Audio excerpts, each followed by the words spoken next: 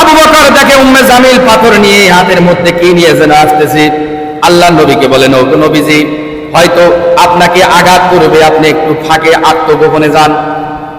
আল্লাহ নবী বিশ্ব নবী রাহমাতাল লিল আলামিন বলেন, ওরে আবু বকর, উম্মে জামিল আসুক, আসতে দাও। উম্মে জামিল আমাকে দেখতে পারবে না, তার কারণ আল্লাহ রাব্বুল আলামিন তার মাঝে এবং আমার মাঝে পর্দা ফেলাইয়া দিবে। সুবহানাল্লাহ বলেন। আল্লাহ রাব্বুল আলামিন সহিহ সনদে ইবনে আব্দুল্লাহ ইবনে আব্বাস হাদিস কারা বর্ণনা করেছেন, তাফসীর ইবনে কাসির বর্ণনা করেছেন হাদিস কারা সহিহ সনদে। উম্মে জামিল যখন আস্তে আস্তে ধীরে ধীরে আল্লাহর নবীর কাছে আসতে শুরু করলেন, আবু বকর পাশে দাঁড়ায়া আবু বকরকে দেখেন কিন্তু রাসূলকে দেখে না। উম্মে জামিল আবু বকরকে বলে, আবু বকর রে, তোর বন্ধু যে ছিল ওই বন্ধুটা কই? সে আমার নামে কবিতা রচনা করেছে, আমার স্বামীর নামেও কবিতা রচনা করেছে, বদনাম করেছে। আজকে তাকে আমি যেখানে পাবো তার মুখের উপরে পাথর নিক্ষেপ করব। নাউজুবিল্লাহ বলেন। আবু বকর বলেন, আল্লাহর কসম করে বলি, আমার বন্ধু কোনোদিন বাজে কথা বলে না, কোন কবিতা রচনাও করে না।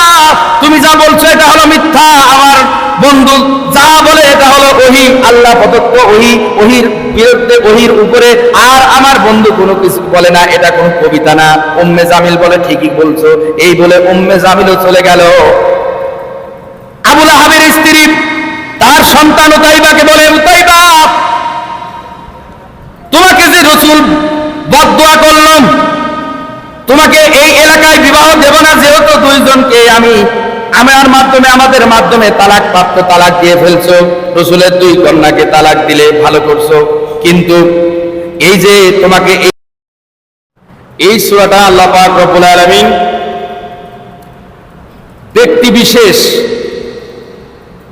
একজনের নাম উল্লেখ করে আল্লাহ রাব্বুল আলামিন নিজে বদদুয়া দিয়ে আল্লাহ স্বীয় সৃষ্টিকুলের মাখলুকাত, আশরাফুল মাখলুকাতের উত্তম মানুষ জাতিকে সৃষ্টি করেছেন, এবং এই মানুষের মধ্যে যারা নিকৃষ্ট প্রাণী, আল্লাহ এবং তার রাসূলের বিরোধিতাকারী, এই অন্যতম একজনের নাম হলো আবু লাহাব। সূরার মধ্যে আল্লাহ রাব্বুল আলামিন আবু লাহাবের নাম ধরে সূরাটা নাজিল করেছেন। এই আবু লাহাবের নাম হলো আবু লাহাব না, আবু লাহাবের নাম ছিল আব্দুল উজ্জা। লাত, মানাত, উজ্জা, 313টা কাবা ঘরের মধ্যে মূর্তি ছিল, এর মধ্যে একটার নাম ছিল হলো উজ্জা। এই নাম থেকে আব্দুল উজ্জা আবু লাহাবের নাম। আবু লাহাব অত্যাধিক সুন্দর হওয়ার কারণে সকালবেলা যে তাফসীরের মধ্যে লেখা হচ্ছে যে সকালবেলা যে সূর্য ওঠে, এই সূর্যর যে একটা লেলিহান লাল বর্ণ হয়, সূর্য লাল বর্ণ হয় না সকালবেলা, এই লাল বর্ণের মতো তার চেহারাটা ছিল, লাল টকটকে, অনেক সুন্দর দেখা যাইত। এই জন্য মানুষেরা তাকে ডাকতো আবু লাহাব। সুন্দর চেহারার কারণে আবু লাহাব ডাকতো। মূলত তার নাম ছিল আব্দুল উজ্জা, তার স্ত্রীর নাম ছিল আরদা। এই আরদা অতি সুন্দরী হওয়ার কারণে আরদাকে মানুষেরা ডাকতো হলো উম্মে জামিল। উম্মুন মানে মা, জামিন মানে সুন্দর, সুন্দরীর মা মানে সুন্দরের মা, উম্মে জামিল। আবু লাহাবের স্ত্রীর নাম ছিল আরদা। বেশি সুন্দরী হওয়ার কারণে তার নাম কুনিয়াদ হিসাবে মানুষেরা ডাকতো উম্মে জামিল। আর আবু লাহাবের নাম ছিল আব্দুল উজ্জা। এই আব্দুল উজ্জা হওয়ার কারণে, উজ্জা নাম কিন্তু তার সুন্দর চেহারার কারণে অত্যাধিক সুন্দর। এত সুন্দর মানুষ মক্কাতে খুব কম ছিল, রাসূলুল্লাহ ব্যতীত। এই সুন্দরের কারণে আব্দুল উজ্জা বাদ দিয়ে মানুষেরা ডাকতে হলো আবু লাহাব। তার মূল নামে সূরা কেন নাজিল করা হলো না? আল্লাহ পাক তার মূল নাম দিয়া সূরা নাজিল করে নাই। তাফসীরের মধ্যে লেখা হচ্ছে যে মূল নামে কেন রাখা হলো না, যেহেতু কুনিয়াদ হিসাবে প্রসিদ্ধ লাভ করেছে যে নামে, ওই নামের উপরেই মানুষ ডাকে। মানুষের একটা নাম থাকে, 2-3টা একজনের নাম থাকে না, অনেক সময় যে নামটা প্রসিদ্ধ হয়ে গেছে ওই নামে মানুষে ডাকে সচরাচর। আল্লাহ পাক বলতেছেন যে আবু লাহাবের নাম আবু লাহাব দিয়া প্রসিদ্ধ হয়ে গেছে। এই আবু লাহাবের যেহেতু আবু লাহাব দিয়া প্রসিদ্ধ হয়ে গেছে, এই কারণেই আমি আল্লাহ আবু লাহাবের নামে এই সূরাটা নাজিল করছি। সূরা নাজিল কেমন? যে আবু লাহাব অনেক সময় রসুলের চাচা, রসুল্লাহ সাল্লাল্লাহু আলাইহি সাল্লামের চাচা এবং চাচি দুইজনই রসুলকে মহব্বত করতেন, রসুলের পক্ষে ছিলেন। অনেক সময় দেখা যাচ্ছে যে চাচা একা পক্ষে, চাচি বিপক্ষে, আবার দেখা যাচ্ছে চাচি বিপক্ষে, চাচা পক্ষে।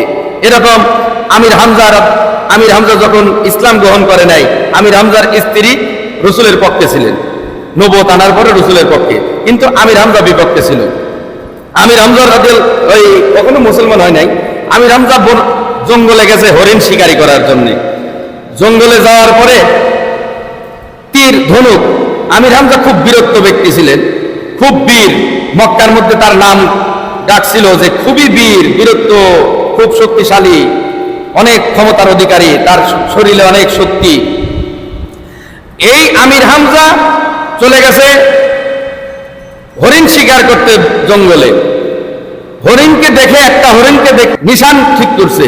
এখন ওই হরিণটা পিছন দিকে ফিরে, হরিণের জবান খুলে গেছে। হরিণটা আমির হামজাকে বলতেছে, আমির হামজা তুমি না খুব বীর, সুপুরুষ, বীর পুরুষ, তোমার ভাতিজা মোহাম্মদকে আবু জেহেল রক্তাক্ত করে ফেলছে, পিটাইছে, তোমার ভাতিজা মোহাম্মদ কান্নাকাটি করতেছে, আর তুমি বিরক্ত দেখাইতে জঙ্গলের মধ্যে আমরা নিরীহ পানি, আমাদের উপরে বিরক্ত দেখাচ্ছ। তুমি একটা কাপুরুষ, কাপুরুষ যদি না হবে, আবু জেহেল তোমার ভাতিজাকে মারছে, আর তুমি আসছো এখন হরিণ শিকার করতে। বীর পুরুষ তো আশ্চর্য হয়ে গেল, কি ব্যাপার, হরিণ তো কোনোদিন কথা বলে না। আল্লাহ যদি পায়, আল্লাহ যদি চান, যে সমস্ত প্রাণী কথা বলে পারে না, এই পানি দিয়েও কি কথা বলাইতে পারে কি পারে না? পারে। আমির হামজা এই কথাটা আবার তাফসিরে জালালাইনের টিকার মধ্যে সাইটে আনা হয়েছে। আমির হামজা বলতেছে, কি ব্যাপার, আশ্চর্য বিষয়, হরিণ কিভাবে কথা বলে? হরিণ তো সচরাচর কথা বলে না। এখন হরিণের কথা শুনে ঘুরে চলে গেছে। এখন যায় দেখে আমির হামজার স্ত্রী দরজার বসে কাঁদতেছে, তুমি এত বাহাদুর বীর পুরুষ, বিরক্ত তোমার সারা দেশে ছড়ায় ছিটায় আছে, আজকে তোমার ভাতিজাকে মোহাম্মদকে আবু জেহেল পিটা দিছে, রক্তাক্ত করে ফেলছে, তুমি আজকে ঘরের ভিতর কাপুরুষের মতো বসে আছো। আমির হামজা ছুটে চলে গেল, দেখে আবু জেহেল মানুষকে নিয়ে কথাবার্তা বলতেছে, রসুলের নামে বদনাম শুরু করে দিয়েছে। হঠাৎ যা বলতেছে, কি ব্যাপার আবু জেহেল, তুমি আমার ভাতিজাকে অন্যায় ভাবে কেন মারলে, গায়ে হাত তুলেছো কেন, বলো। আবু জেহেল বলতেছে, তোমার ভাতিজা যে অদ্ভুত কথা বলে, এই কথা কি মানা যায়? অদ্ভুত, আল্লাহ একজন আছে, আমরা 33,000 দেবতার ইবাদত করি, এই সব দেবতা মিলে আমাদের সব কিছুর সমাধান করতে পারে না, আর এক আল্লাহ সমাধান করে ফেলবে, এটা কোনো কথা? এই জন্য আমি মারছি। আমির হামজা রাগ হয়ে আবু জেহেলের মাথার উপরে বাড়ি দিয়ে আবু জেহেলের মাথা ফাড়াইয়া দিছে এবং খুব পিটানো পিটাইছে। পিটানোর পরে আবু জেহেল তো রক্তাক্ত করে ফেলছে আমির হামজা। আমির হামজা এখন বাড়ির মধ্যে ফিরে এসে এক সাইডে দেখে যে ভাতিজা মোহাম্মদ কান্নাকাটি করতেছে, অঝরে কাঁদতেছে। মোহাম্মদকে ডাক দিয়া বলে, মোহাম্মদ তোমার টেনশন নাই, আজকে তোমার রক্তের বদলা নিয়ে ফেলছি। আবু জেহেল যে তোমাকে মেরেছে, রক্তাক্ত করেছে, আমি সেই প্রতিশোধ নিয়ে এসেছি, আবু জেহেলের মাথাও ফাটাইয়া দিছি, তুমি কি খুশি? মুহাম্মদ সাল্লাল্লাহু আলাইহি সাল্লাম বলেন, চাচা যান, আমি খুশি হই নাই। আপনি যে প্রতিশোধ গ্রহণ করেছেন, আমি এতে খুশি না, কারণ প্রতিশোধ নেওয়ার জন্য আমি জমিনে আসি নাই, প্রতিশোধ গ্রহণ করার জন্য আমি জমিনে আসি নাই। চাচা যান, আমি খুশি হইতে পারি নাই। তখন আমির হামজা বলে, ভাতিজা তুমি কোন কাজ করলে খুশি হবে বলো। মুহাম্মদ সাল্লাল্লাহু আলাইহি ওয়াসাল্লাম বলেন, চাচা যান, আপনি আবু জেহেলকে মেরেছেন, রক্তাক্ত করেছেন, এতে আমি খুশি হই নাই। চাচা যান, যদি আপনি দিনে মুহাম্মদ সাল্লাল্লাহু আলাইহি ওয়াসাল্লাম, আমি নবী, তিন ধর্মের যে নবী, শেষ নবী, আমি যে নবী হিসেবে দুনিয়ার মধ্যে প্রেরিত হয়েছি, আমার উপরে যদি আপনি ঈমান আনেন, তাহলে আমি পৃথিবীর সবথেকে খুশি হয়ে যাব। সুবহানাল্লাহ। আমির হামজা বলেন, ভাতিজা, সাধারণ কোনো মানুষ যদি প্রতিশোধ নিতাম খুশি হয়ে যাইতো, তুমি আসলে কোনো মানুষ, সাধারণ মানুষ না। আমি আবু জেহেলকে মারলাম, তুমি খুশি হও নাই, বরং নারাজ হয়েছো। তুমি যেহেতু, এখন আমি বুঝতে পারলাম তুমি শেষ জামানার নবী, তোমার উপরে আমি ঈমান আনলাম, কালিমা পড়ায় দাও। কালিমা পড়ে মুসলমান হয়ে গেল। আমির হামজা মুসলমান। এইরকম আল্লাহ রাব্বুল আলামিন চাইলে অসংখ্য কুবা পানি দিয়াও আল্লাহ চাইলে কথা বলাইতে পারেন। রাসূলুল্লাহর বয়স যখন 8 বছর, এই 8 বছর বয়সে আল্লাহর নবী এক পাহাড়ের চূড়ায় বসে কান্নাকাটি করতেছে। পথে মধ্যে আবু জেহেল উট নিয়ে যাচ্ছে, দূর থেকে দেখে ওই যে মুহাম্মদ দেখা যায়। আল্লাহর নবী কান্নাকাটি করে, আল্লাহ আমার বাবা নাই, মা নাই, সবকিছু হারায়া ইতিমের মতো আছি। আল্লাহ এমন করে করে মনের বেদনা সবকিছু একা একা নির্যাতনায় কান্নাকাটি করে বেদনা আল্লাহর সঙ্গে শেয়ার করছে। এমন সময় আবু জেহেল উট নিয়ে যাচ্ছে। আবু জেহেল দেখে মুহাম্মদ, ডাক দিয়া বলে, মুহাম্মদ ভাতিজা এদিকে আসো, তুমি হয়তো পথ ভুলে গেছো, এত দূর গহীন কোনো মানুষ নাই, নিরালায় কেন এসেছো? চলো উঠে করে তোমাকে বাড়িতে পৌঁছায়া দেই। আবু জেহেল এই কথা বলার পরে মুহাম্মদ বলে, আমি এখন যাব না। পরে ভাই না ভাতিজা তোমার যাইতেই হবে, চলো। আবু জেহেল মুহাম্মদ সাল্লাল্লাহু আলাইহি ওয়াসাল্লামকে উটের উপরে আরোহণ করালেন। আবু জেহেল সামনে, মুহাম্মদ সাল্লাল্লাহু আলাইহি ওয়াসাল্লাম পিছনে বসা। এবার উটের চাবুক দিয়ে উটের মাথার উপরে আবু জেহেল যখন আঘাত করলো, আবু জেহেল আঘাত করার পরে উট আর সামনের দিকে অগ্রসর হয় না, উটটা 2 পা উপর দিকে দিয়া দেয়, আরো যত জোরে বাড়ি দেয় সামনের দিকে আগায় না। আল্লাহ রাব্বুল আলামিনের কাছে দোয়া করে, আল্লাহ তুমি আমার জবানটা খুলে দাও। এই ভয়ানক একটা দুর্দর্শ কাফের বেঈমান, এই বেঈমান পিছে সামনে থাকবে। আর কোন কায়নাতের নবী জনাবে মুহাম্মদুর রাসূলুল্লাহ শেখ জামানা, যার জন্য আসমান জমিন সবকিছু আল্লাহ সুন্দর করে সৃষ্টি করলেন, এই নবী পিছনে থাকবে, এটা আমি বরদাস্ত করব না। আল্লাহ আমার জবানটা খুলে দাও। আল্লাহ রাব্বুল আলামিন তখন ওই উটের জবান খুলে দিলেন। সুবহানাল্লাহ। ওই উটের জবান খোলার সঙ্গে সঙ্গে আবু জেহেলকে বলে, আবু জেহেল রে, আমি সামনের দিকে যাব না, আমাকে পিটায় মাইরা ফেলতে পারো, কিন্তু আমি সামনের দিকে অগ্রসর হব না। কেন? কয় তোমার পিছনে একজন মহামানব আছে, এই মহামানব কুল কায়নাতের নবী হবে, এই মহামানবকে নিয়ে আমি কোনোদিন সামনের দিকে অগ্রসর হব না, কারণ তুমি সামনে আর সে পিছনে, তা কখনো হয় না। তুমি সম্মান দিতে পারো না, কিন্তু আমি বনের পশু ঠিকই চিনে ফেলেছি, আমি সামনের দিকে যাইতে পারবো না। আবু জেহেল বাধ্য হয়ে নবী মুহাম্মদুর রাসূলুল্লাহকে সামনে দিলেন। সামনে দেওয়ার সঙ্গে সঙ্গে উট যে বেগ ছিল তার থেকে আরো দ্রুত গতিতে যাইতে শুরু করলো। আবু জেহেল বলে, আস্তে যা, এত জোরে যাওয়া শুরু করলি আমি তো অ্যাক্সিডেন্ট হয়ে যাব, হয়তো উটের থেকে পড়ে যাব। উটকে বলে আস্তে যা, উট আর আস্তে যায় না। উটের জবান আবার খুলে গেল যে, আবু জেহেল রে শোন, এমন একটা মানব, শ্রেষ্ঠ মানব আমার পিঠের উপরে আরোহণ করেছে, যে নবী আরোহণ করার কারণে আমি এত খুশি হয়েছি, আমি এত দেওয়ানা হয়ে গেছি, আমার আর হুঁশ নাই। সুবহানাল্লাহ। বন জঙ্গলের বাঘ, একজন রাখাল অনেকগুলো বকরি রাখতেছে, এর মধ্যে একটা বাঘ গিয়া একটা বকরিকে শিকার করলো। বন জঙ্গলে যে সমস্ত রাখাল সবাই লাঠি নিয়ে সামনের দিকে অগ্রসর, বাঘকে পিটায় মারবে। কি আশ্চর্য ব্যাপার, আমরা এখানে এতগুলো মানুষ আর বাঘের সাহস কি, বকরি খায়া নাই, আশ্চর্য বিষয়। আমরা মানুষ থাকতে বাঘ কিভাবে আসে, আশ্চর্য বিষয়। ওই সময় বাঘের জবান খুলে গেল, বলে, ও জঙ্গলের রাখালেরা শোনো, এটা কোনো আশ্চর্যের বিষয় না, নবী মুহাম্মদুর রাসূলুল্লাহ এসেছে তোমাদের মাঝে নবী হয়ে, তাকে তোমরা মানো না, এটা হলো সব থেকে আশ্চর্য বিষয়। আল্লাহু আকবার। আমি বনের একটা পশু আর এক পশুকে খাচ্ছি, এটা মনে হচ্ছে তোমরা এত মানুষ থাকতে আমি কেন স্বীকার করলাম, আশ্চর্য হয়ে গেলা। কিন্তু তোমাদের মধ্যে যে নবী মুহাম্মদুর রাসূলুল্লাহ আসছে, শেষ জামানার নবী হয়ে, তাকে তোমরা যখন মারো পিটাও, তার কথা মানো না, তখন আমি আরো আশ্চর্য বোধ করি, আমি বনের পশু হয়ে আশ্চর্য বোধ করি। কত বড় কথা দেখছেন। চাইলে সবকিছু, এই জানলাগুলো খুলে দেন দুইটা, আল্লাহ কি মারাত্মক কথা। আল্লাহ চাইলে কিন্তু পারে না, সবকিছু দিয়া দিছে। দেখো,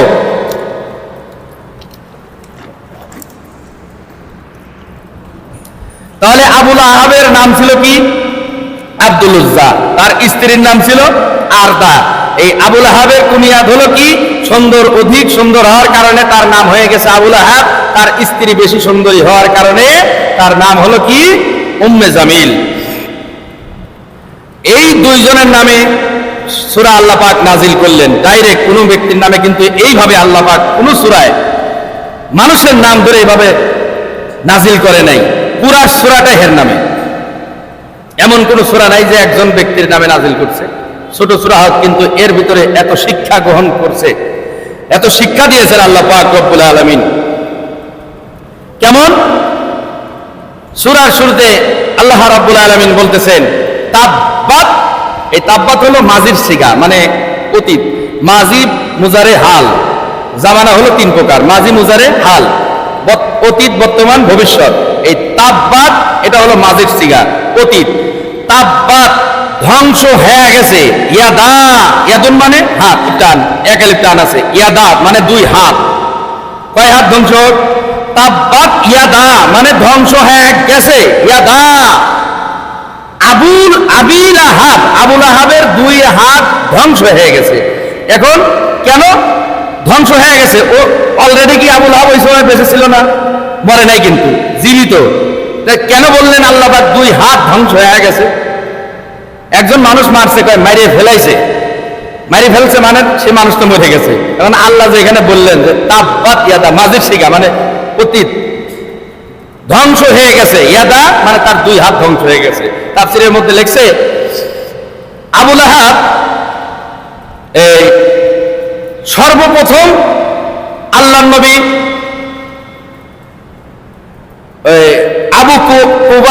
আবু কুবায়েস পাহাড়ের উপরে উঠে ইয়া সাব্বাহা বলে ডাক দিলেন। অর্থাৎ তড়িৎ গতিতে, দ্রুত গতিতে কোনো কিছুকে যদি সমাবেত করা হয়, ওই সময় মক্কায় এই শব্দটা ছোট্ট বাক্যতে মানুষে বুঝতে পারতো যে এটা একটা এটা তাড়াতাড়ি সংকেত দেওয়া হয়েছে, খুব তাড়াতাড়ি জড়িত হইতে হবে, খুব তাড়াতাড়ি কোনো একটা বিপদ ঘটছে। এই সংকেতটা দিল পাহাড়ের উপরে উঠে কে? নবী মুহাম্মদুর রাসূলুল্লাহ। দেওয়ার পরে সমস্ত মানুষ তড়িৎ গতিতে খুব দ্রুত ভাবে সামনে অগ্রসর, পাহাড়ের সামনে জড়ো হয়ে গেল। কুরাইশের সব মানুষ, নারী পুরুষ ছোট বড় সবাই জড়িত হয়ে শুরু করলো। এরপরে মুহাম্মদুর রাসূলুল্লাহ সাল্লাল্লাহু আলাইহি ওয়াসাল্লাম ডাক দিলেন, ইয়া আইয়ুহান নাস, হে মানুষ সকল, লা ইলাহা ইল্লাল্লাহ তুফলিহুন, তোমরা এক আল্লাহর ইবাদত করো, জান্নাত। এক আল্লাহর ইবাদত করলে তোমরা জান্নাত। সমস্ত মানুষ সমবেত হয়ে গেছে। এখন সবাইকে উদ্দেশ্য করে বলছে মুহাম্মদুর রাসূলুল্লাহ যে আমি যদি তোমাদেরকে বলি যে এই পাহাড়ের পিছনে তোমাদের শত্রু বাহিনী আছে, তাহলে কি তোমরা বিশ্বাস করবে যে ওরা তোমাদের আক্রমণ করার জন্য আছে? আমি যদি এই কথা বলি তোমরা কি বিশ্বাস করবে? সবাই বলল, নারী পুরুষ সবাই সাক্ষী দিল, হ্যাঁ, আপনি যদি বলেন যে পাহাড়ের পিছনে শত্রু বাহিনী আছে তাহলে আমরা বিশ্বাস করব। তার কারণ আলামিন সাদেক, আপনি হলেন সত্যিবাদী। আপনি এর পূর্বে এই আজকে থেকে নিয়ে অতীত পর্যন্ত জন্মের পর থেকে আমরা কোনোদিন আপনাকে একটা মিথ্যা অনর্থক কথা বলতে দেখি নাই। সুবহানাল্লাহ। আমরা আপনার কথা বিশ্বাস করি। এক বাক্য কিন্তু সবাই কি করলো? মানে ফেলছে যে আপনার সবাই এক বাক্যে বিশ্বাস করি যে আপনি হলেন সত্যবাদী। আলামিন উপাধি দেওয়া হয়েছে, মক্কার লোকেরা তাকে আলামিন দিছে, আল আমিন, বিশ্বাসী। এই মক্কার মানুষরা সবাই দিছে যে এত সুন্দর মানুষ কোনোদিন মিথ্যা কথা বলে না, কোনোদিন অনার্থক কথা বলে না, তাহলে আল আমিন সত্যবাদী। বলতেছে হ্যাঁ, আমরা মুহাম্মদ তুমি যা বলবে তোমার প্রত্যেকটা কথা মানতে আমরা বাধ্য, আমরা মানব। তখন নবী মুহাম্মদুর রাসূলুল্লাহ বললেন, দেখো আমি তোমাদের এমন একটা আযাবের কথা শোনাবো যে মরলে পারে তোমরা যদি লাত মানাত উজ্জাতে ইবাদত করে তোমরা মারা যাও, তোমাদের ঠিকানা জাহান্নাম। আর যদি এক আল্লাহকে বিশ্বাস করে লাত মানাত উজ্জাতের ইবাদত বাদ দিয়ে নবী মুহাম্মদুর রাসূলুল্লাহ আমাকে মানো এবং আল্লাহর ইবাদত করো, তাহলে তুফলিহুন, তোমরা জান্নাতে চলে যাবে। সর্বপ্রথম এই কথা বলার পরে অনেক মানুষ, কেউ বাধা দেয় নাই, কেউ কোনো কথা বলে নাই, সবাই চুপ হয়ে আছে। সর্বপ্রথম আবুল আহাব, তার আপন চাচা, আবুল আহাবকে আপন চাচা আবুল আহাব, সমস্ত মানুষ নিশ্চুপ হয়ে গেছে। কিন্তু আব্দুল্লাহর ভাই আবুল আহাব, রাসূলুল্লাহর আপন চাচা, সর্বপ্রথম তারা বললেন, তাব্বাল্লাকা সাইরাল ইয়াউম আলি হাযা জামাতানা। অন্য বর্ণনায় এসেছে তাব্বাল্লাকা ইয়া মুহাম্মদ আলি হাযা জামাতানা। মুহাম্মদ তুমি কি আমাদেরকে এই কারণে উপস্থিত করেছো? তুমি কি এই কারণে উপস্থিত করেছো আমাদের পূর্বসূরি বাপ দাদাদের ধর্ম ত্যাগ করে তোমার আল্লাহর ইবাদত করব, এই কারণে কি তুমি আমাদেরকে উপস্থিত করেছো? তাব্বাল্লাক, মুহাম্মদ তুই ধ্বংস হ। নাউজুবিল্লাহ কর। কে ধ্বংসের বদদোয়া দিলেন? আবু লাহাব বলছেন তাব্বাল্লাকা ইয়া মুহাম্মদ, মুহাম্মদ তুই ধ্বংস হয়ে যা। নাউজুবিল্লাহ, সুবহানাল্লাহ। রাসূলুল্লাহকে নিজেই বদদোয়া দিলেন কে? তার আপন চাচা।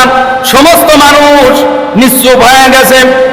তাফসীরের মধ্যে লেখা হলো আল্লাহ রাব্বুল আলামিন তার প্রতি উত্তরে নবী মুহাম্মদুর রাসূলুল্লাহ কিন্তু এখনো বদদোয়া দেয় নাই।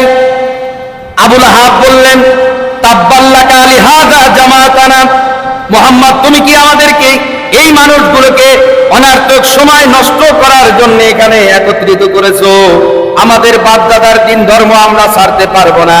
এই অবিশ্বাসিকতা, তোমার অবিশ্বাসিকতা আমরা কোনোদিন মানব না। এই বলে আবু লাহাব তার হাত দিয়া পাথর নিক্ষেপ করলো।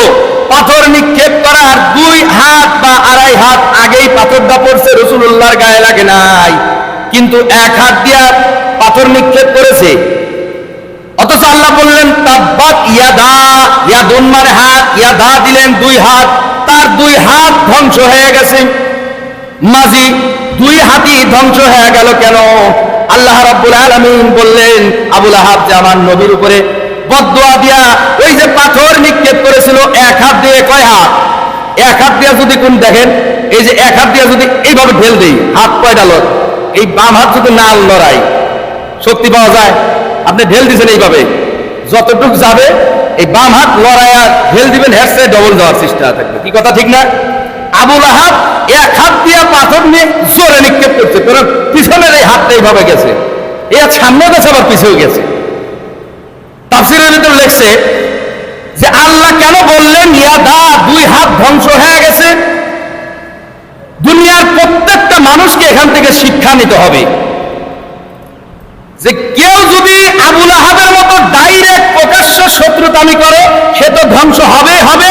আবু লাহাবের মতো ওই যে আরেক হাত যে হালকা নাড়াচাড়া করছে, যারা শত্রুতামি করে ইসলামের বিরুদ্ধে, ইসলামে নবী মুহাম্মদুর রাসূলুল্লাহকে নিয়ে বিরোধিতা করে, আল্লাহ এবং তার রাসূলকে নিয়ে কটূক্তি করে, যারা ডাইরেক্ট কটূক্তি করবে তাদের বিচার হবে। এবং আবু লাহাবের ওই যে ডান হাতের মতো হালকা নাড়াচাড়া করবে, সহযোগিতা করবে, পিছনে থেকে সহযোগিতা করবে, তারা আবু লাহাবের মতো 2 হাতের মতো সমান অপরাধী হয়ে তাদেরকেও আল্লাহ ধ্বংস করে দিবে। এই জন্য আল্লাহ বলেন নবী মুহাম্মদুর রাসূলুল্লাহ এখানে বদদোয়া দিলেন না, দিলেন বদদোয়া কে? কথা কন না, বুঝলেন? কে বদদোয়া দিলেন? আল্লাহ নিজেই বদদোয়া দিলেন। আবু লাহাব বললেন তাব্বাল্লাকা লিহাযা জামাতানা, মুহাম্মদ তুমি কি আমাদেরকে এই কারণে এখানে জমা করেছো, একত্রিত করেছো? তুমি ধ্বংস হয়ে যাও। আল্লাহ রাব্বুল আলামিন তারপরে বলেন তাব্বাত ইয়াদা আবি লাহাবি ওয়া তাব, ধ্বংস হয়ে গেছে তার 2 হাত, কার? আবু লাহাবের। ওয়া তাব্বা, এবং ধ্বংস হয়েছে সে নিজেও। আবু লাহাবের 2 হাত ধ্বংস হয়ে গেছে এবং সে নিজেও ধ্বংস হয়েছে। আবু লাহাব কেমন করে ধ্বংস হলো? বদরের যুদ্ধের 20 দিন পরে আবু লাহাবের পেলে রোগ একটা দেখা দিল, শরীর পচনি ধরল। মানুষের চামড়া যদি পচে যায় অধিক গন্ধ হয়, মানুষের শরীর পচলে যে গন্ধ, এটা পৃথিবীর কোন বস্তু পচলে এমন গন্ধ হয় না। আবু লাহাবের পেলে রোগ দেখা দিল বদর যুদ্ধের পরে। বদরের যুদ্ধের 20 দিন পরে আবু লাহাবের পেলে রোগ দেখা দিল। আবু লাহাব আস্তে আস্তে আবু লাহাবের শরীর পচনি ধরল। শরীরে পচনি কেন? পচনি আল্লাহ রাব্বুল আলামিন বলেছেন তাব্বাত ইয়াদা আবি লাহাবি ওয়া তাব। আল্লাহ বদদোয়া দিলেন কেন? আল্লাহ তো ডাইরেক্ট ওই সময় ঠাটা ফেলায় গজব দিয়া ধ্বংস করতে পারতো, কি পারতেন না? কিন্তু আল্লাহ দুনিয়ার সমস্ত মানুষদেরকে, নারী এবং পুরুষ সবাইকে উদ্দেশ্য করে শিক্ষা নেওয়ার জন্য এই সূরাটা তাকে ধ্বংস করেছে ধীরে ধীরে, এবং সমস্ত মানুষদেরকে শিক্ষা নেওয়ার জন্য তাম পৃথিবীর মধ্যে আল্লাহ রাব্বুল আলামিন এই সূরাটা নারী এবং পুরুষের সবাইকে শিক্ষা নেওয়ার জন্য কিয়ামতের আগ পর্যন্ত কোরআনে কারিমের মধ্যে এই সূরা বিদ্যমান থাকবে। আবু লাহাব, এই সূরা যখন পরিপূর্ণ নাজিল হলো, এই সূরাটা পরিপূর্ণ নাজিল হওয়ার পরে আবু লাহাব এবং তার স্ত্রী খুব রাগান্বিত অবস্থায় মানুষের কাছে বলল, দেখো মুহাম্মদ আমাদের নামে কবিতা রচনা করেছে। তার কারণ তারা জানতো মুহাম্মদ জাদুকর কবি, অদ্ভুত অদ্ভুত কথা বলে, জাদুকরী কথা। আবু লাহাব এবং তার স্ত্রী দুইজন বলে, দেখো মানুষ, মুহাম্মদ এতটাই খারাপ যে তার চাচা এবং চাচির নামে কবিতা রচনা করেছে খুব খারাপ ভাবে।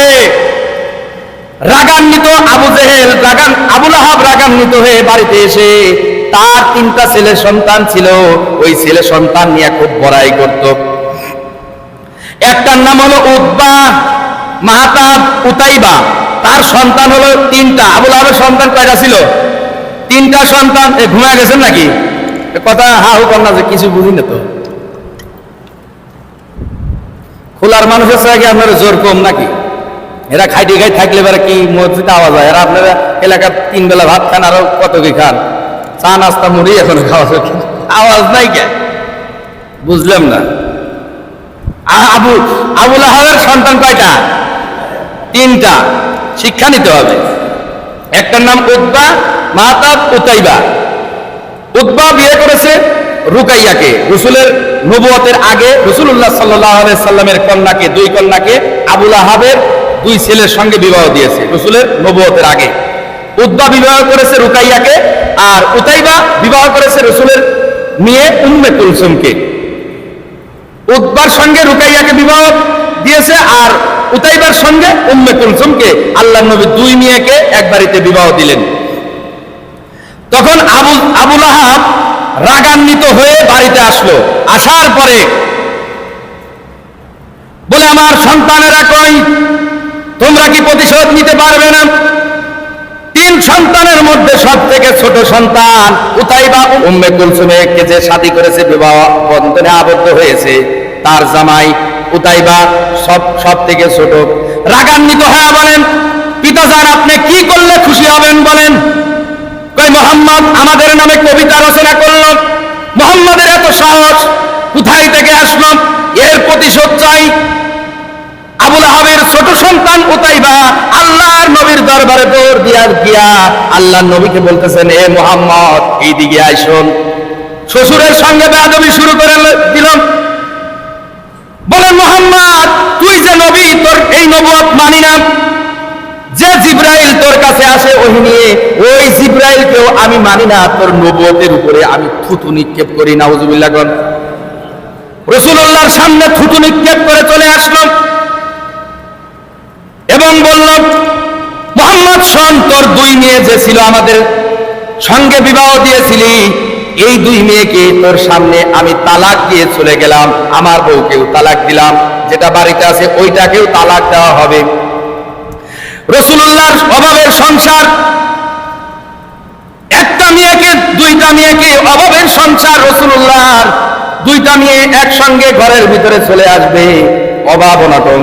এই কথা ভেবে আল্লাহর নবী এত মর্মাহত হয়েছিলেন, শিশু বাচ্চার মতো অঝরে কান্নাকাটি করেছিল, এত কান্নাকাটি করেছিল। কান্না করতে একটা বদদুয়া আসলো, আল্লাহ যত কুকুর আছে তোমার, সব কুকুরের মধ্যে থেকে একটা কুকুর উতাইবার উপরে তুমি বিজয় করে দিও। বদদুয়া দিয়া দিছে।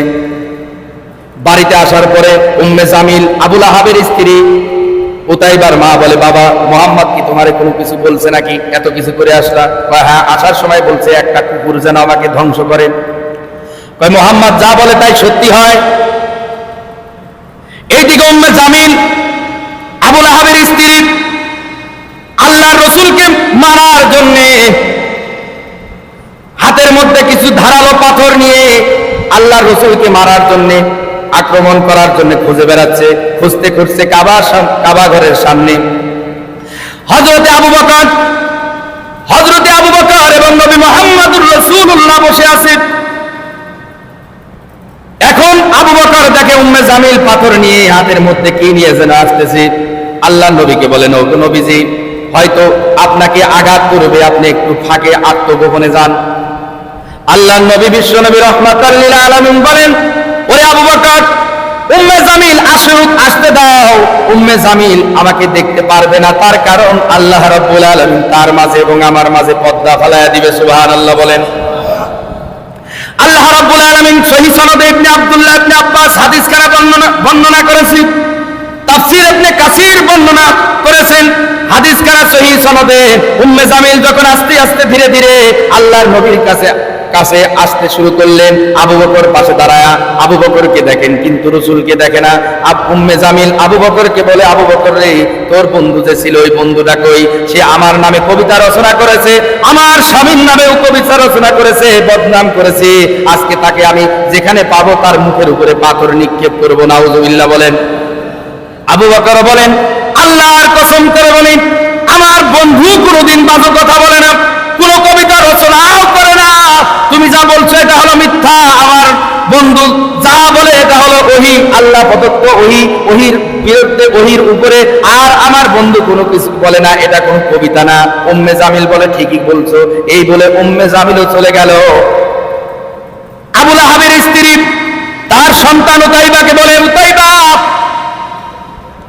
তোমাকে যে রাসূল বদদুয়া করলাম, তোমাকে এই এলাকায় বিবাহ দেব না, যেহেতু দুইজনকে আমাদের মাধ্যমে তালাক প্রাপ্ত, তালাক দিয়ে ফেলছো, রাসূলের দুই কন্যাকে তালাক দিলে ভালো করছো, কিন্তু এই যে তোমাকে এই এলাকায় বিবাহ করাবো না।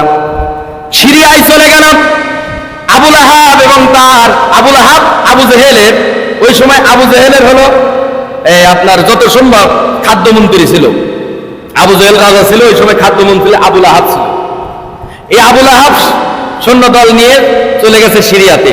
সিরিয়াতে যাওয়ার পরে সবাইকে ওই এলাকায় যায় বলতেছে, আমার সন্তানকে একটু দেখে শুনে রাখেন, এই এলাকায় আপনাদের মেয়েকে আমার ছেলের সঙ্গে বিবাহ দেব, এই এলাকায় আমি আত্মীয় করব। নিজের এলাকা ছেড়ে বিদেশ চলে গেছে। কোথায়? বিদেশে ছেলেকে বিবাহ করাইতে বিদেশ গেছে। এখনো অনেক মানুষ আছে নিজ দেশের মেয়ে পছন্দ হয় না, বিদেশ থেকে বেকার বউ আনে, তারপরে খ্রিস্টান। কথা কম ঠিক কিনা? বাইরের দেশের মেয়ে বিয়ে করে আনে, বাইরের দুলালি ইন্ডিয়ান, এরপরে কি বলে যে ইসরায়েলি মেয়ে বিবাহ করে খ্রিস্টান ইহুদি। এই দেশের অনেক মানুষ আছে, ওরা ওই আবু জেহেল, এই আবু লাহাব, উম্মে জামিল, এরে হলো উত্তরসূরি এরা। কথা কন ঠিক কিনা? দেশের ভিতরে মেয়ে নাই, আরেক দেশে যায়। আবু লাহাব কয়, এই দেশের মেয়ে কার বিবাহ দেব না, সিরিয়ায় যায় বিবাহ দেই। চলে গেছে সিরিয়াতে। ওই দেশের মানুষকে বলে, কুত্তা আছে নাকি আপনার দেশে? কেন ভয় আছে না? কইছে রাসূল যে বদদুয়া দিয়েছে, কুত্তা আছে। আইলা মিয়া খুঁজতে, কুত্তা খুঁজো গে? কুত্তা থেকে একটু সতর্ক থাকতে হবে, তার কারণে একটা বদদুয়া আছে আমার সন্তানের উপরে। তাই গুরু, এই কুত্তার উৎপাতে আমাদের সিরিয়ার মানুষ থাকতে পারে না, কুত্তার উৎপাত একটু বেশি বেড়ে গেছে। এখন নিচে কুত্তার উৎপাত তো বেশি বেড়ে গেছে। ঠিক আছে, পাহারা জোরদার দেওয়া হলো, 2-1 ভিতরে বিবাহ শাদী কাজ সেরে একদম চলে যাব আমরা। রাত্রেবেলা ঘুমাচ্ছে সবাই পাহারা দেওয়ার জন্য, যারা পাহারা দিচ্ছে এরাও ঘুমায় গেছে, বাপ ঘুমাইছে, এখন পাহারাদার সবাই ঘুমাইছে, ছেলেও ঘুমাইছে। হঠাৎ করে একটা জঙ্গল থেকে বিশাল বড় একটা কুকুর, আল্লাহ ফেরেশতাকে কুকুর রূপে পাঠিয়ে দিছে। বড় কুকুর এসে আগে যায় শুকে, আবু লাহাব কয়, এটা না তো, রাসূলের বদদুয়ার সাথে এর গিরানের কোনো সম্পর্ক নাই। আর একজনকে শুকে, এগুলো কই খুঁজতে খুঁজতে গেছে মাঝখানের জন, এই তো রাসূলের বদদুয়া আর এই ব্যক্তি তো মিলে গেছে। সঙ্গে সঙ্গে এক কামড়ে মুখ ঢুকায় দিছে একদম কলিজার ভিতর থেকে, 2টা কলিজা বাহির করে টান দিয়ে নিয়ে চলে গেছে। চিৎকার করে মেরে উঠছে আবু লাহাব, উতাইবা, আব্বা, একদম শেষ করে দিল। কয় শেষ? আবু লাহাব উঠে দেখে যে সন্তান আর নাই, কুত্তা মুখে দিয়া তার কলিজা বাহির করে নিয়ে চলে যাচ্ছে। বদদুয়াটা কার? জোরে কোন বদদুয়া কার?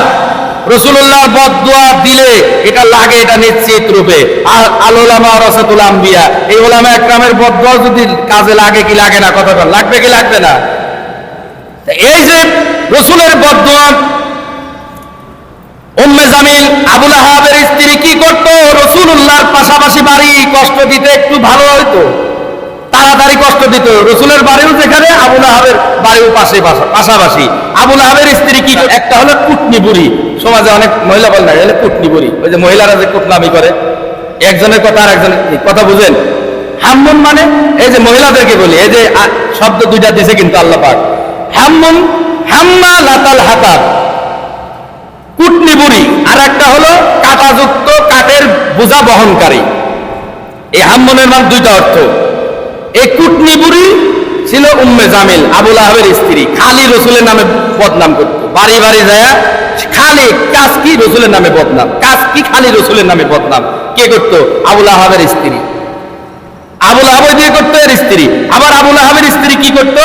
এই কাঁটাযুক্ত খড়ি, যেগুলোর মধ্যে ভয়ঙ্কর কাঁটা থাকে, এই কাঁটাগুলো এনে দরজার সামনে দিয়ে রাতের বেলা বিছায় দিত। তার কারণ রসুল পাড়া দিলে কাঁটা বিঁধবে, রাস্তা দিয়ে যাইতো, এই উম্মে জামিল কাঁটা বিছায় দিত।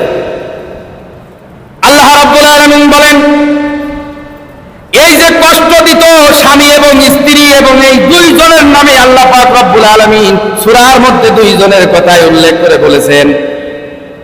সূরাতে দুইজনের কথা উল্লেখ করে আল্লাহ রাব্বুল আলামিন প্রথম বলছেন তাব্বাত, মানে ধ্বংস হয়ে গেছে, ইয়াদা আবুল আহাবের দুই হাত। আল্লাহ রাব্বুল আলামিন বলেন, ওই যে আবুল আহাব যে ধ্বংসের কথা বলেছে, তাব্বাত ইয়াদা আবি লাহাবি ওয়া তাব, ধ্বংস হোক আবুল আহাবের দুই হাত, এবং ধ্বংস হোক আবুল আহাব নিজেও। সায়াসলা নারন যাতা লাহাব। আল্লাহ রাব্বুল আলামিন এর পরে বলেন আবুল আহাবকে, এই তাফসিরের মধ্যে লেখা হচ্ছে আবুল আহাবের কেমন ধ্বংস হয়েছে। প্রথম নম্বর আবুল আহাবের ধ্বংস, বদরের যুদ্ধের 20 দিন পরে আবুল আহাবের প্লে রোগ দেখা দিল। এই প্লে রোগ দেখা দেওয়ার কারণে হাতে শরীরে সব জায়গায় পচা রোগ ধরে গেল, চামড়া পচতে শুরু করলো। আস্তে আস্তে চামড়া পচন ধরে গেল, চামড়াতে পচন। মানুষেরা বলতেছে, দেখো এই এলাকায় একে আর রাখা যাবে না, দুর্গন্ধ বাইর হচ্ছে, এর শরীর থেকে আমাদের আক্রমণ হইতে পারে। তার কি কারণ আছে? একে বাইরে ফালাইয়া দিয়ে আসো। অথচ জীবিত সে। আবুল আহাব জীবিত, এখনো মরে নাই। সবাই বুদ্ধি করলো, এই পচা দুর্গন্ধযুক্ত মানুষকে কি করে বাইরে ফালানো যায়। বুদ্ধি করলে উটের গলার সঙ্গে বড় একটা রশি লাগাও, তাকে বস্তার উপরে তুলে দাও, এবং তার শরীরটাকে দূর থেকে কোনো কিছু দিয়ে কেটে বেঁধে দাও। যখন বড় একটা বস্তার উপরে বা কোনো কিছুর উপরে রাখলো, উটের পিছনে বেঁধে দিল। উট টানতে টানতে একটা মুরুখ অনেক দূরে নিয়ে গেল। অনেক দূরে নেওয়ার পরে ওইখানে ফালায় আসলো। বদর যুদ্ধের 20 দিন পরে সিরিয়া থেকে কিছু মানুষ, নিগ্র মানুষ, কালো মানুষ, ওই দিক থেকে ব্যবসা বাণিজ্য করে যাচ্ছে এবং বদদুয়া দিচ্ছে যে এত দুর্গন্ধ এত দুর্গন্ধ একটা মানুষকে কে মক্কার মানুষটা ফালায় রাখলো। কুরাইশরা কি কিছু খায় না? বদদুয়া দিচ্ছে, এত দুর্গন্ধ। এই জন্য অনেকের বাড়ি ঘরে আশেপাশ থেকে দুর্গন্ধ ছড়ে, বদদুয়া লাগে কি লাগে না? কথা বল, লাগে কি লাগে না? দুর্গন্ধ থাকার কারণে আল্লাহ রাব্বুল আলামিন কোরআনের মধ্যে বলছেন, ওই সমস্ত মানুষ বদদুয়া দিল কুরাইশের লোকদেরকে। কে কুরাইশের মানুষ কি নাই? এত দুর্গন্ধ যুক্ত একটা মানুষ এখানে কি করে রাখলো? এরা কি মাটি দিতে পারলো না? এখনো মানুষটা জীবিত, বদদুয়া দিচ্ছে। ওই মানুষগুলো গরিব মানুষ ছিল। কুরাইশের লোকেরা বলছে, দেখো তোমাদেরকে অনেক টাকা দেওয়া হবে, এই মানুষকে একটু পুঁতে ফেলো। না, 1000 টাকা দিলে একে পুঁতার মতো ক্ষমতা নাই। অনেক টাকার লোভ দেখাইছে। লোভ দেখানোর পরে লম্বা ঘটনা, লোভ দেখানোর পরে ওরা রাজি হয়েছে। বড় একটা লাঠি দিয়া এক জায়গায় গুতায়া একটা খালের ভিতরে ফালাইয়া, ফাঁকের থেকে ইট দিয়া ও মারা গেছে 3 দিন না খায়া, মরে পচে দুর্গন্ধ বাইর হয়ে গেছে। এরপরে পাথর দিয়া শিলাইতে শিলাইতে এর জায়গাটা উঁচা করে দিছে। এই জন্য আল্লাহ বলছে, তাব্বাত ইয়াদা আবি লাহাবি ওয়া তাব, ধ্বংস হোক আবুল আহাব। ধ্বংস হয়ে গেছে আবুল আহাবের 2 হাত, এবং ধ্বংস হয়ে গেছে সে নিজেও। ধ্বংস হয়েছে না হয় নাই? বলেন, আবু জেহেল আবুল আহাবের চেয়ে আবু জেহেল কষ্ট বেশি দিছে। কে দিছে বেশি? আবু জেহেল কষ্ট দিছে। তাকে আল্লাহ পাক এইভাবে দেয় নাই, কারণ তার নামটা ভাবে আনে নাই। তার কারণ আবুল আহাব ছিল নিজের বংশ থেকে যখন কেউ নিজের বিরুদ্ধে দাঁড়া যায়, এটা মারাত্মক বিষয় হয়ে যায়। কথাটা ঠিক কিনা? রাসূলুল্লাহ সাল্লাল্লাহু আলাইহি ওয়াসাল্লাম এই দিক দিয়ে দাঁড়ায় কয়, নিজের বংশের মানুষ, নিজের বংশের মানুষ আমার বিরোধিতা করছে, আমার চাচা এত কষ্ট পাইছে যে আবু জেহেল কষ্ট দিচ্ছে, এর থেকে নিজের বংশের মানুষ কষ্ট দিলে বেশি কষ্ট পেয়েছে। এই জন্য আল্লাহ পাক রব্বুল আলামিন আবু জেহেলের কথা উল্লেখ না করে আবু লাহাবের কথা উল্লেখ করে সূরা নাজিল করছে। তার বউ সহকারে এই এক আয়াতে তাফসীর করলাম, তার বউ সহকারে আপনার ধ্বংস হয়ে গেছে। আল্লাহ বলছেন তার বউ সহকারে কিভাবে? তার বউকে কাঁটাযুক্ত খড়ি নিয়ে জাহান্নামে পাঠানো হবে। রশি, ওই যে খেজুর পাতার রশি দিয়া যে পেঁচানো হয়, এই খড়ি আপনারা আছেন কিছু, আমি ছাড়বো কিছু করার নাই। রশি দিয়ে আমার কথা না আসলে তো আমি ছাড়বো না। আসেন না, আগে মেন কথাগুলো শুনতে হবে, পরে আসে। শুক্রবারে এত কাম, সারা দেশে কাজ করে শেষ করে হলেন, এরপর শুক্রবারে আসতে খুতবার সময় আসে, বয়ান শেষে আসে, এগুলো কি শিখবেন? কি যে একটু কথা তো শোনার দরকার। জুমার দিনকে আগে আসা যায় না? কি মুসলমান হয়ে গেছেন আপনি? জুমার দিন একবার সবার পিছিয়ে আসেন, বসেন, এরপরে মসজিদ খালি থাকে জুমার 1টা-1:30 বাজে, এরপরে মসজিদ খালি। দুনিয়ার সব কাজ করেন, মরার আগ পর্যন্ত তো কাজ শেষ হবে না। মরবেন যেদিন, এরপর কাজ শেষ হবে, লাত্তি আপনাকে গোরস্থানে ধোয়া হবে। এরপরে মনে করবেন যে কি হইল রে, হইলুম কি আর ছিলুম কি আর হচ্ছে কি, সব শেষ হয়ে যাবে। মরতে তো কারো হবে না, ঠিক না? মরবেন না তো নাকি? কথা কন না, মরারও হয় না, মর দেন না, থাক। এসে শুক্রবার একটু আগে আসে, ঠিক আছে? রসুলের বিরোধিতা যারা করছে বা করবে, মাঝি এখানে প্রথম খবর দোয়া সবকিছু দিছে, ঠিক আছে?